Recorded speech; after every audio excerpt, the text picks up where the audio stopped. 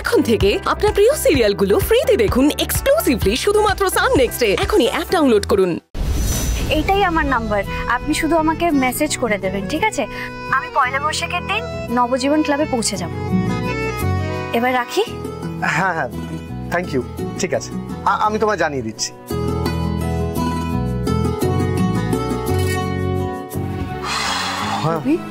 এই ও বাড়িতে আসতে রাজি হলো না? না, হলো না। কেন বলো তো? সেটা তো আমিও বুঝতে পারছি না। দেখো রবি, ঠাম্মি কিন্তু এটা ধরে নিয়েছে জানো তো, যে মেঘলা দাদা ভাই আর বৌদির মেয়ে। ঈশা, আমি যে কেন এতটা আশা করে ফেলছে আমি সত্যি বুঝতে পারছি না, বিশ্বাস করো। আরে সেটা তো আমিও বিশ্বাস করছি, কিন্তু তুমি ওকে একটা কথা বলো, তুমি তো ওদের বাড়িতে গিয়েছিলে, কোনো খোঁজ খবর পেলে না? কি খোঁজ খবর নেব বলো তো? আরে বাবা, বাড়িতে গেলে তো বাড়িতে অনেক লোকজন থাকে নাকি, আর বাবা মায়ের সঙ্গে কথা বললে হয়তো তুমি বুঝতেই পারতে মেঘলাকে হয়তো দত্তকে নেওয়া হয়েছিল। আমি তোমাকে কি করে বোঝাবো ঈশা? মেঘলা কিছুতেই স্যার আর বৃষ্টি ম্যাডামের মেয়ে হতে পারে না। তুমি আশা করে আছো, আমি আশা করে আছে।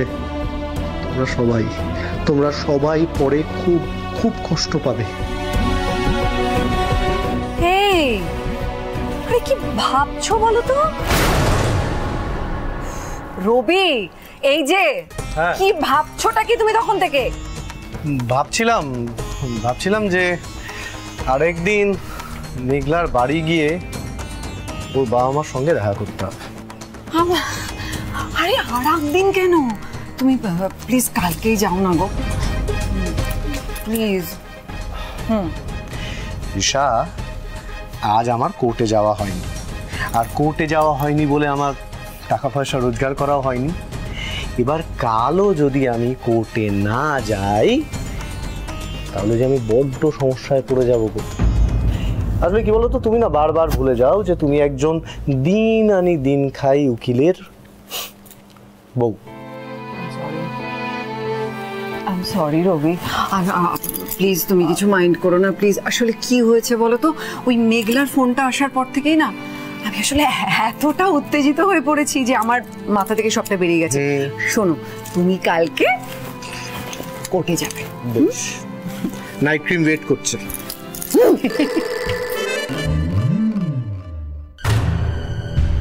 এইসব সেন্টিমেন্টাল কথা বলে তো ঈশাকে আটকে দিলাম, কিন্তু ঠাম্মিকে কি করে আটকাবো? কালকেই ফোন করে জিজ্ঞাসা করবে মেঘলা দেখা করবে কবে, আর একবার দেখা হয়ে গেলেই সব আশায় ইতি পড়বে ঠাম্মির। এতখানি বয়স।